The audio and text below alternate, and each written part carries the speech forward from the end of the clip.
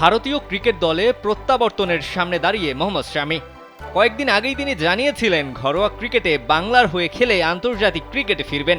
তবে খুব সম্ভবত ঘরোয়া ক্রিকেটে আর খেলতে হচ্ছে না 2023 ওয়ানডে বিশ্বকাপে সর্বোচ্চ উইকেট শিকারের মালিককে।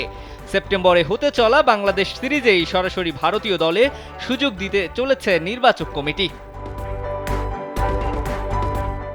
এই মুহূর্তে ন্যাশনাল ক্রিকেট একাডেমিতে রিহ্যাবে রয়েছে ভারতীয় দলের এই তারকা পেসার। চলতি বছরের শুরুতেই করিয়েছিলেন পায়ের অস্ত্রোপচার।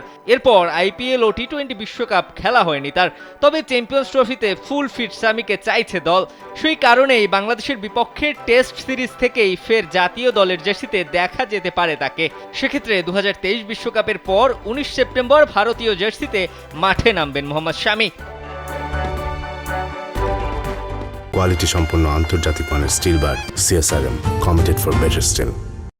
রিহ্যাবের শেষ পর্যায়ে এই মুহূর্তে রয়েছেন শামি। গত মাস থেকেই বোলিং শুরু করে দিয়েছেন এনসিএতে। সেখানে তার ফিটনেস দেখে খুশি সকলে।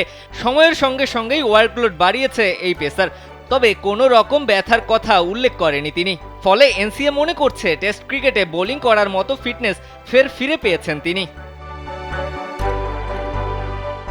চলতি বছরের শেষ থেকে রয়েছে ভারতীয় দলের ঠাসা টেস্ট শিডিউল।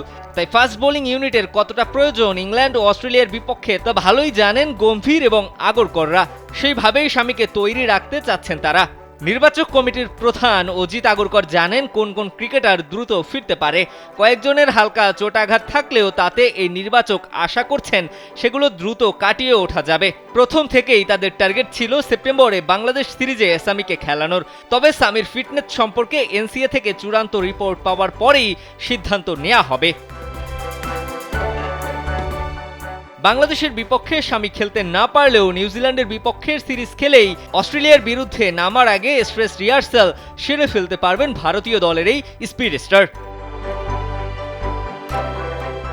দিবাকর চৌধুরী, কালবেলা।